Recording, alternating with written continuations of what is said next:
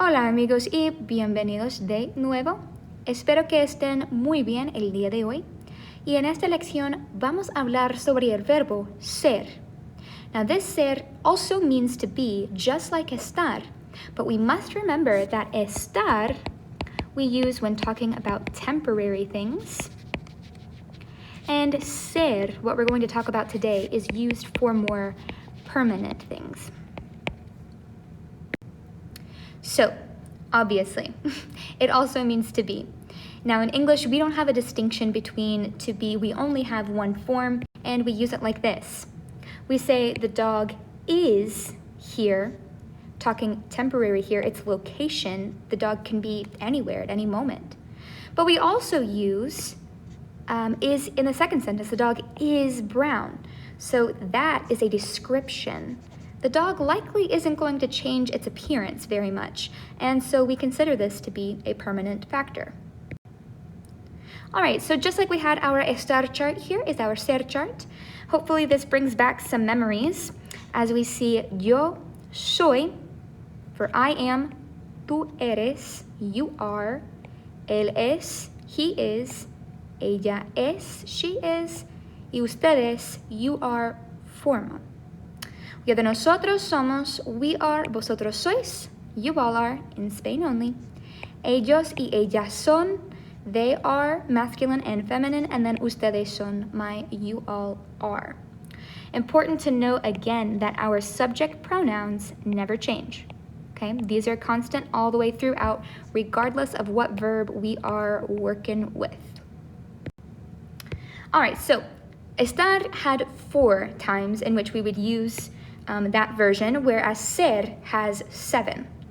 All right, description, profession, point of origin, meaning like where something or someone is from, identification, material, possession or ownership, and where an event takes place. All right, so starting with the first one, description. We talked briefly about this just a moment ago with the dog example. The description is different from someone's personal opinion, right? It's not saying that just you look beautiful today to me.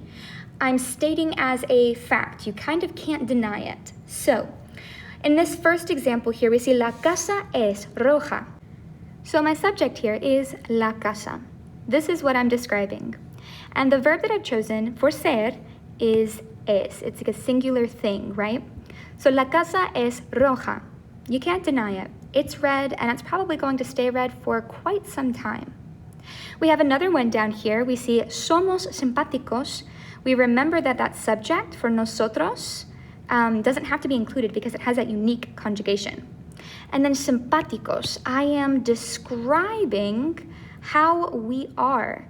If I'm saying that we are friendly, it's probably a description, not just, oh, we are friendly for the next 5 minutes. My next one over here, I have los carros son viejos, or the cars are old. Can't deny it, they are old, they're not getting any younger. We're using permanent here. And then we see a question. Es la flor amarilla?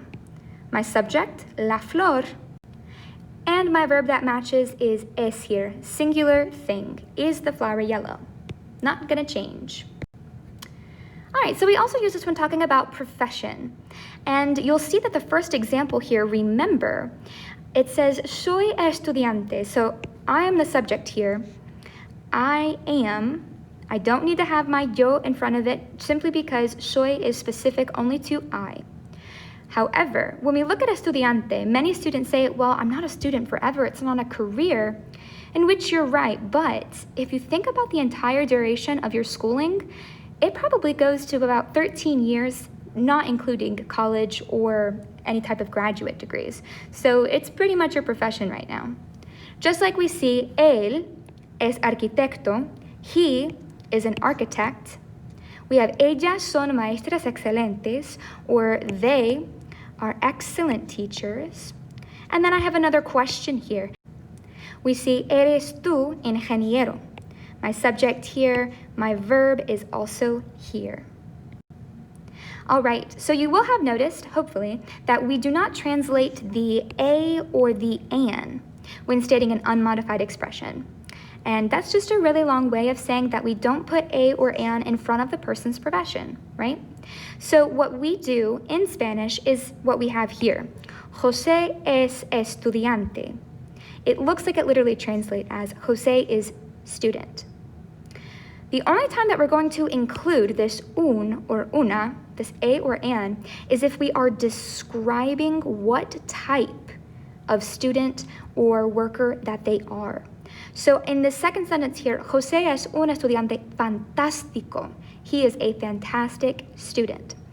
If I wanted to use for an example that soy una maestra, I couldn't have it just here. If I'm just trying to say I am a teacher, I would need to exclude my una here. But if I wanted to say that I am an excellent teacher, that's where I would use this una, and I would put it right down here, my adjective. Soy una maestra excelente. Versus just stating that I'm a teacher, I would have it as soy maestra. All right, so points of origin, right? You can't change where you're from. Where you were born, it doesn't change whatsoever, right? So we see our questions here. We're very familiar with those. We have, ¿de dónde es usted? Where are you from formally? ¿De dónde son ustedes? Where are you all from? Somos de Italia. We are from Italy. El vino es de Portugal. The wine is from Portugal. Y el café es de Brasil. All right, so this is going back a little bit, but just as a reminder, in Spanish, we will never end a question or a sentence with a preposition, right? So we see those here, either on, at, in, after, with, etc. So we have our question in English, where are you from? This from here is my preposition. But you'll notice that in the Spanish construction, this will never happen. Our question to ask where are you from will always be seen like this. My preposition in the beginning, they. Then my interrogative word, and then my verb and subject here. De donde eres, or rather, from where are you? Just a bit of a refresher for us. Okay, moving on to identification. This specifies characteristics such as relationships, nationality, race, or religion, things that are woven into your identity, things that you cannot separate yourself from. Now, the first example that we see here is somos amigos. Now, you probably don't enter into a friendship saying, well, this will probably last for the next 2 weeks, right? When we make a friend, we try to keep those relationships pretty consistent in our lives. So I'm identifying you or us as friends. If I want to say José y Eduardo son hermanos, I can't change that. José and Eduardo are brothers forever. Pablo es español, or Pablo is Spanish. I can't change his identity there. Can't change the fact that he's from Spain. Or, like our question here, we see, ¿Eres tú cubano? Are you Cuban? So material, this we use when talking about what things are made up of. And again, we're seeing a preposition, but de in this sense is the equivalent of. So we say la mesa es de madera. The table is made of wood. You can't change that, right? It's what it's made of. Same as below, los zapatos son de cuero, or the shoes are made of leather. Y la casa es de piedra, or the house is made of stone. Possession or ownership. So if you own something, it's likely that you have done so with the thought process of hanging on to it for a while, right? So we consider this to be a permanent thing. What's mine is mine, what's yours is yours. Now here we see, los amigos son de María, or the friends are of María. Kind of a weird organization for us, but we'll talk about that in the next slide a little bit. I have la idea es de Pedro, or the idea is of Pedro. And then I have los perros son del muchacho, or the dogs are of the boy. So here we go. Just a little reminder about our one of our contractions in Spanish. We have de plus el. And whenever you see the of plus the singular masculine definite article the, they combine to be they. It just saves us a little bit of that kind of sound together. So we'll continue to see that. But when looking at that organization that I spoke about just a minute ago, remember there is no apostrophe in Spanish to show possession. So when you think of Peter's car, see that apostrophe S there? I'm saying that this car here belongs to Peter. In Spanish, that structure has to be in the car, el carro de Pedro, the car of Pedro. So make sure that you understand this concept and that you use whichever translation seems clearest to you, whether you have to say the car of Pedro or Peter's car, whichever way is best for you, okay? And we're on to our last slide, guys.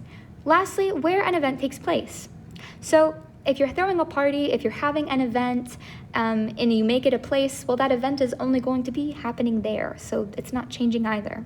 So we have la fiesta es en la casa de José. The party is in the house of José. It's not in the house of Maria or anybody else. It's just en la casa de José.